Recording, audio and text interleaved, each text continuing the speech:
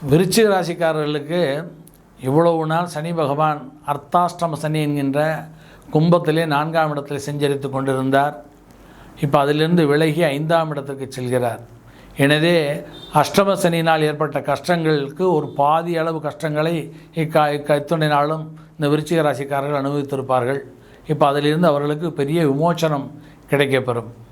மேலும் இந்த விருச்சிக ராசிக்காரர்களுக்கு 5லே சனி அமைய பெற்றிருப்பதனால் 5ஆம் இடம் பூர்வ புண்ணிய ஸ்தானமாக இருப்பதனாலும் பூர்வீக ஸ்தானமாக இருப்பதனாலும் பூர்வீகத்திலே அவர்கள் வீடு வண்டி வாகனங்கள் வாங்குவதற்கு நல்லதொரு வாய்ப்புகள் அமையப்பெற்றிருக்கும்.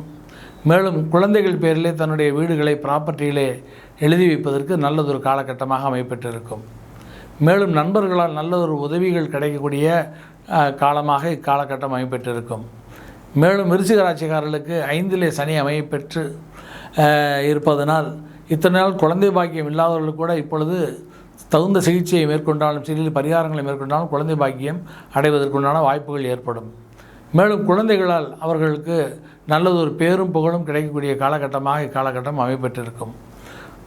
சத்குழந்தைகளை அதாவது நல்ல குழந்தைகளை அடைவதற்கு குழந்தைகள் நல்லதொரு மார்க்கத்திலே சென்று ஆன்மீக மார்க்கத்திலே சென்று அவர்களுக்கு நல்லதொரு பேரையும் புகழையும் கொடுக்கக்கூடிய காலகட்டமாக இருக்கும். குழந்தைகளால் நல்ல ஒரு தன வரவுகளெல்லாம் ஏற்படும்.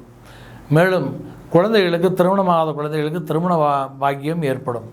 இவ்வாறாக விருச்சிக ராசிக்காரர்களுக்கு இந்த சனிப்பெயர்ச்சியானது ஒரு அற்புதமான ஒரு பொற்காலமாக அமையப்பெற்றிருக்கும்.